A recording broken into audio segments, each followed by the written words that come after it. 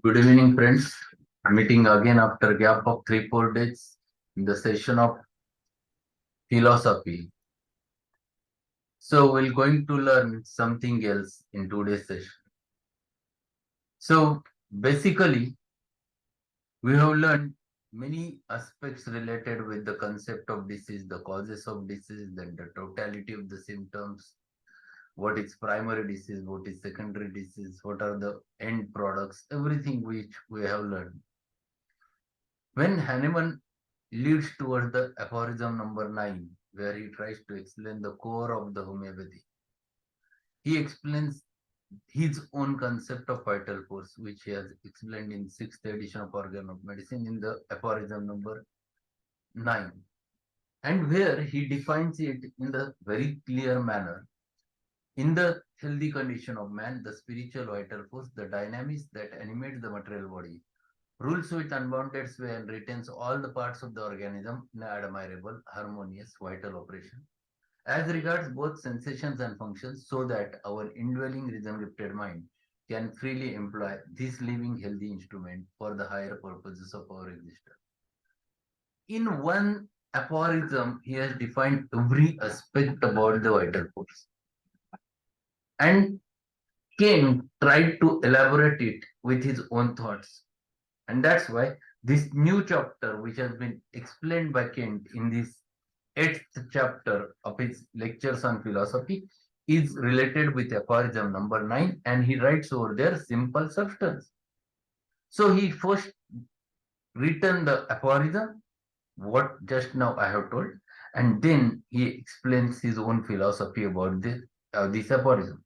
This aphorism we have to understand little bit in depth because the Kant's aspect of looking towards it is very important. He tries to explain the substantial concept about the vital force. The schools of philosophy, there are three schools of philosophy. One school of philosophy is called as materialistic school of philosophy. The second school of philosophy, which is called as idealistic school of philosophy. And third school of philosophy is called as a substantialistic school of philosophy. The materialistic looks towards the human being with only one aspect, that is physical aspect.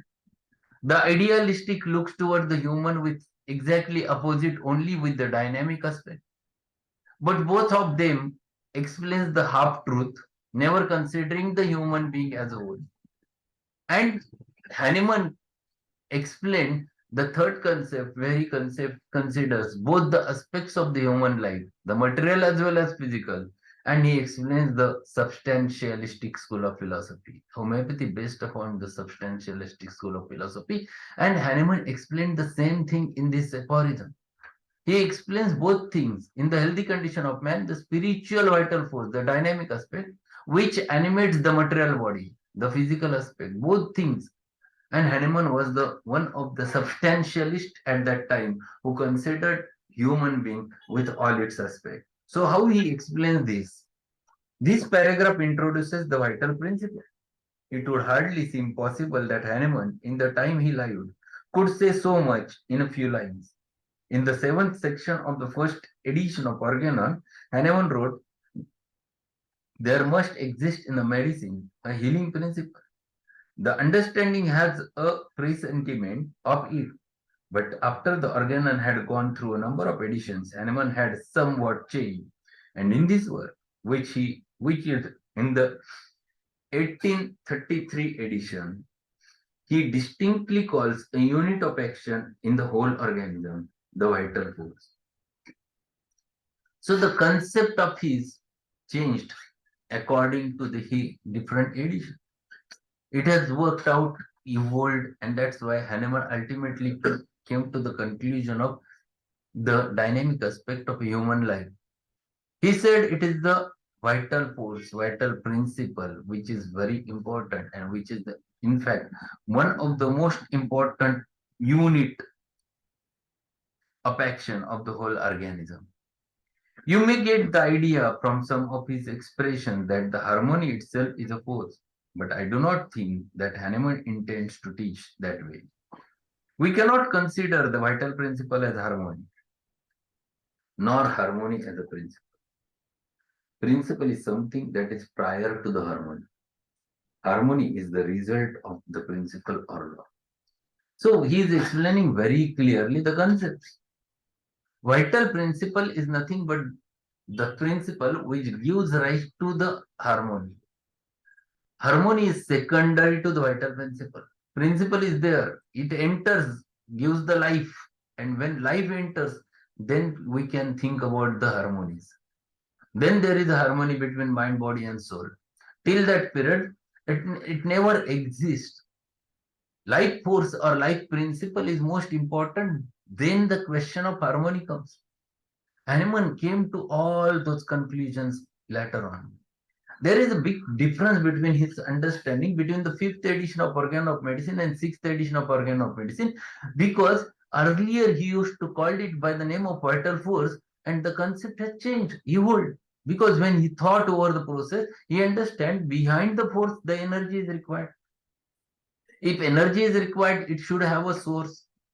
And from where this energy comes out, then came to the conclusion that yes, there must be a something autocratic vital principle because of which this energy liberates, because of which this energy develops. And that life principle is very important in understanding. The concept, it has an evolutionary understanding. And that's why the things were changed from fifth to sixth edition, and people were waiting for Hahnemannian aspect of understanding these, because earlier edition, in the fifth edition, he has just talked about few things about the dynamic aspects of the human being, which he has elaborated in the sixth edition.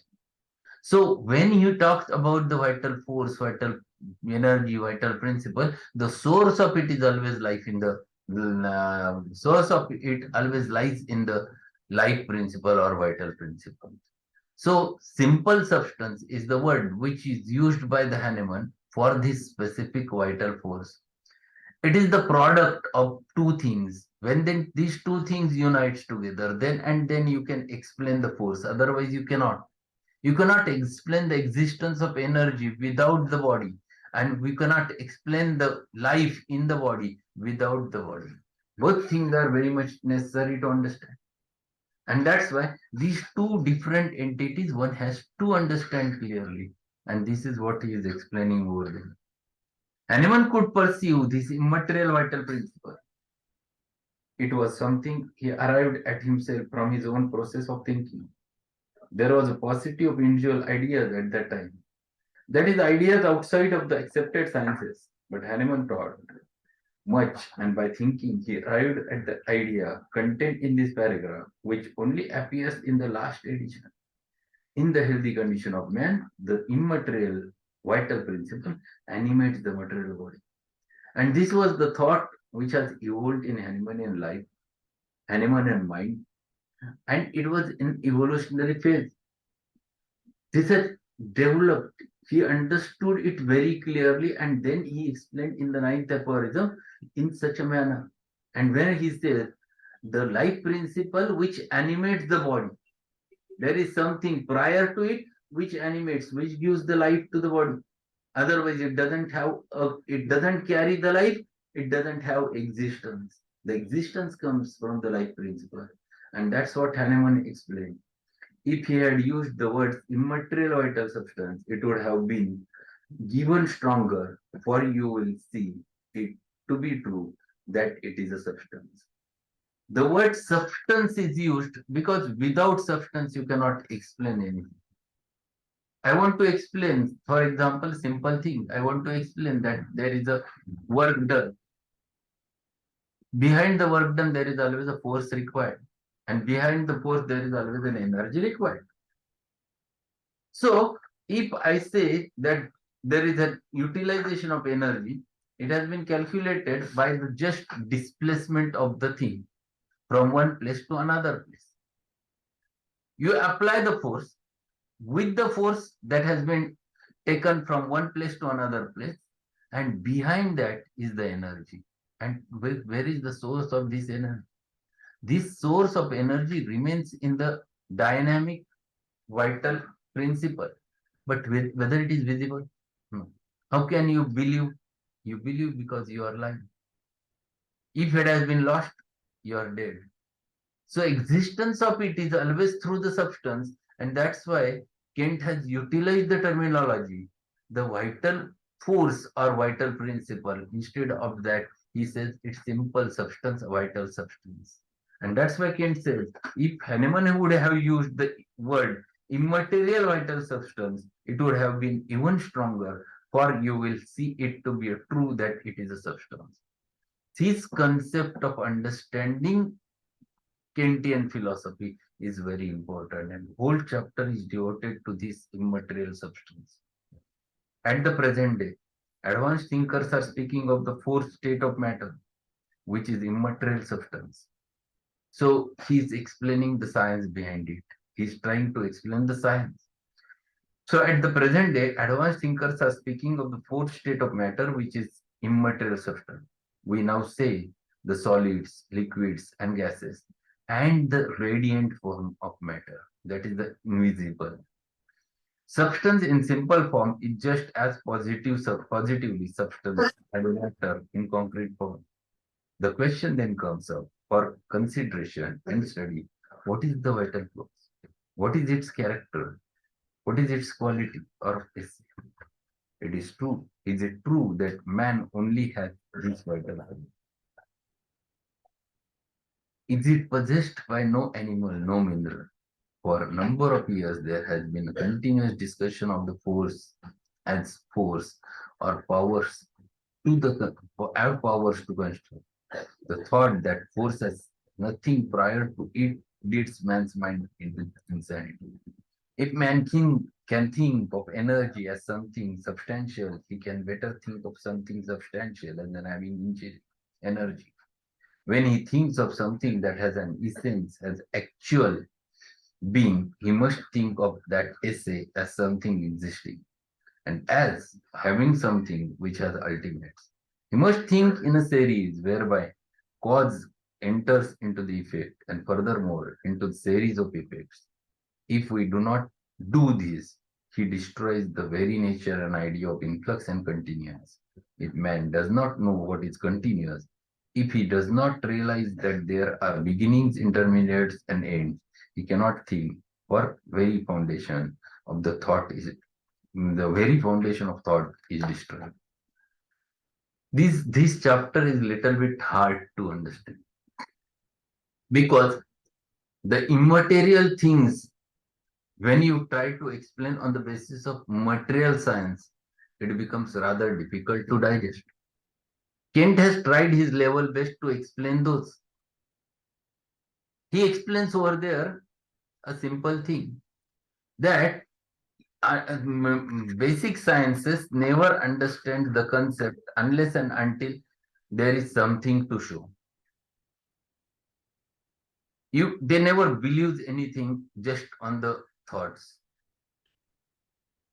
but they understand the magnetic energy.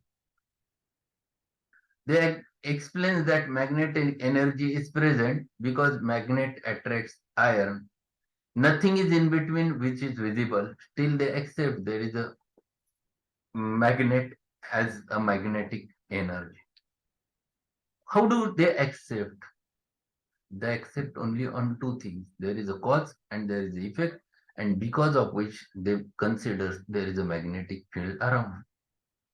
Same is true. They accepted the moon energy. Because of the new moon and full moon, the gravitational force of it, there are tides happens to be there in the sea, and then they explain that this is a gravitational force which is attracting and because of which they are repulsing, because of which there are tides and ebbs happens over there in the sea. Again, explained on the basis of two things, cause and effect. In the similar manner, existence of vital force or vital energy, you have to explain on the basis of cause and effects. If it is not there, you call this structure as a body. If anyone dies because of accident, you immediately changes your talk. You immediately ask Have you brought the body? You never talk that. Have you brought that person? You talk now. What remains is the body, and person has left the body. The principle has left the body. Then, on the basis of that, the motion, the animation, every function, sensation, the will, all those things, though those are the effects of the life principle. And there, on the basis of that, you have to believe there is definitely some principle to which you label by the name of vital principle or life principle, which which is present over there and which has a substantialistic value. Without body, you cannot explain it. It requires the existence of a body. It requires the existence of a whole systems working. And then you can explain the vital principle, this simple substance. And Kant has tried to explain this concept in his own manner. And that's why he called it as a simple substance. This substance is nothing but the vital substance, the vital principle substance. And if you understand this on the basis of cause and effect, then you can understand the whole homeopathy. Homeopathy revolves around this simple systems concept, vital force concept. And if you are able to understand this definition as told by Hahnemann, then it becomes rather simple. Then it is too simple to understand everything. Then he explains, what do you mean by influx? As a board and substantial illustration, let us think of chain. What is what is it that holds the last link of chain to its investment or first attachment? At once we'll say the intermediate link. What is it that connects that link, its previous link, and so on? The first link and the first attachment. Do we not thus see that there is a one continuous dependence from the last to loop to the first hook? Wherever the chain is separated, it is as much separated as possible, and there is no longer influx from one link to another. In the same way, as soon as we commence to think of things disconnectedly, we lose the power of communication between them. All things must be united, and the series is unbroken. The series is broken, or the series is broken, and influx ceases. So when you think about all those things in a simple manner, forget the Kantian sentences or something. Just understand what he wants to say. There is a cycle chain everyone knows. If you move it, it continuously moves and the influx goes on. It has a typical action. When you try to move it, it is there. And that's why there is a continuous movement. It is a life, he has explained it in relation with the life cycle. It is a continuous chain. Every organ is dependent on another organ. The another organ is dependent upon another organ. And again, this cycle that it again depends upon the first organ. The chain is going on. Life is going on. But who maintains this? Who maintains this whole cycle? It, right from the birth till the end, death, this cycle goes on. Who maintains? And that's why it is necessary to understand that there must be someone who maintains this, who tries to maintain all the influx, all the movements, all the animations, all the vital sensations, all the vital functions, and every organ is dependent on another. And this chain is continuous chain. You don't know that your respiration is going on. It is going on. You don't know that the air is going inside, the oxygen is taken from the lungs, the carbon dioxide is discharged at the same time, it goes into the blood, then the whole blood circulates through the heart, then it reaches the brain, then it reaches to every vital organ, then it reaches to the cell, then it reaches to the every tissue. And at the same time, the carbon dioxide is taken away and it is circulated and again comes to the lungs. Whole cycle, every organ is dependent on another. The chain is going on. without a single minute's break. Because if there is a break of 1 minute, finished, everything is finished. The chain is lost.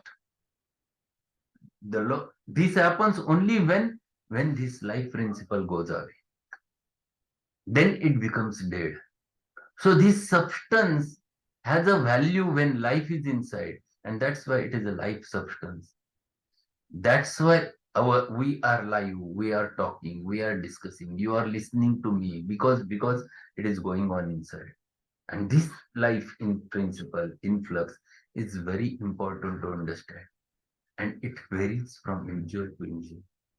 It expresses from individual to individual in a different way. And this Kant tries to explain over here in his own words. What he says further, again we see that man exists as to his body, and but as we do not see all the final purposes of his being. The question arises, why existence of man is there? That also Hahnemann have defined over there. The way he defines in the last sentences, he explains over there. What he says? For the higher purpose of our existence. Why the human life is there? Every human borns in order to have his own purpose of his life. Everyone's life purpose is different. I want to be someone to show my existence, to complete my life. I want to do something and I want to show my performance. I want to be a someone. And who wants it? It is not body wants it. It is the principle which is inside me which wants that. I want to teach you. This is my purpose, my higher purpose of my existence. I want to teach. Yes, this is my higher purpose. Everyone's higher purpose is different. That is of my vital principle, not of my body. And this is the significance of this vital principle. The definition is very, very, very clear. Every word in that definition has its own meaning. To believe that man exists without a cause, to believe that his life force goes on for a while and does not exist from something prior to it, to think that there is not constantly and continuously that influx from the cause whereby it continues to live, demonstrate that man who does so is an irrational being. From his senses, man has never been able to prove that anything can exist except it has continuously flowing into it that which holds it in continuance. Then should we, why should he, when he goes into immaterial world, assume that energy is the force? We shall find by a continual examination of the question of simple substance that we have some reason for saying that energy is not energy per se, but that it is a powerful substance and that is endowed from the intelligence that is of itself a substance. Now he explains more philosophy behind the understanding of human life or purpose. Just forget all those things. Just think, uh, do you have will? Yes or no? You have a will because of which you are here to listen something. Will is the purpose behind the life. Everyone's purpose, higher purpose lies in his will. If it is lost because of some reason, for example, if it has been lost because something happened in your life and worst it has happened, and now your vital force feels that what is the use of living? I feel that I must finish my life. There is no need. I don't want to live. Who is saying that if it has been, if this thought is generated, this thought is generated out of your vital principle. And if it is so, it means that it it it is the most inner problem of the human being which has came out. Kant says that will, if there is any symptom related with the will, give it a priority Consider it as a first symptom, because if it is lost, the human is lost. Then that patient can do suicide.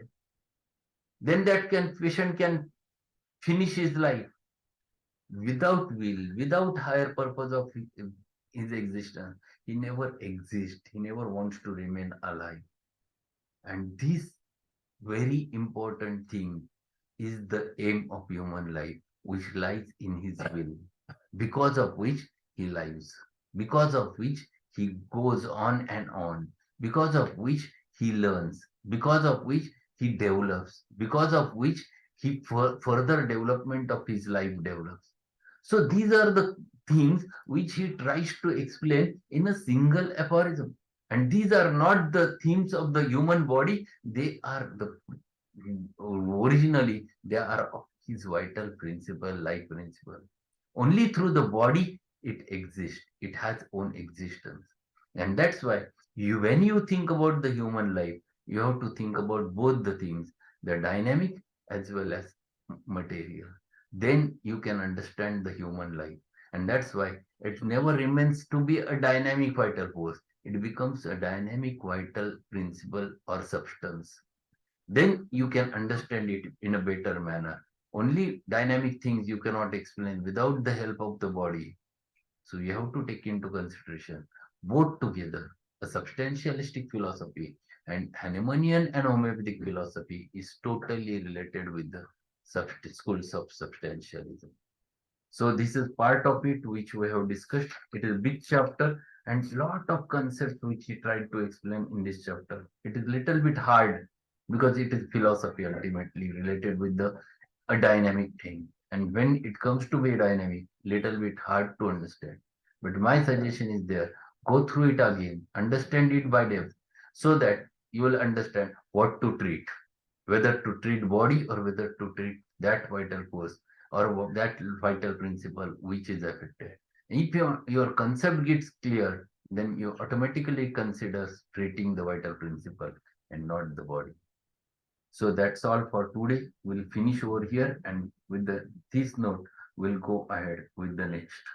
So thank you being there. If any query is there, we'll discuss. Otherwise, we'll meet at 8:30 with the second part of the Calcarea Cup. The part of it we have discussed in earlier lecture. Those who were not present at that time, get be there, listen first part on the YouTube, and then ready for the second part of the Calcarea Cup. So thank you being there. We'll meet again at 8:30. Thanks a lot.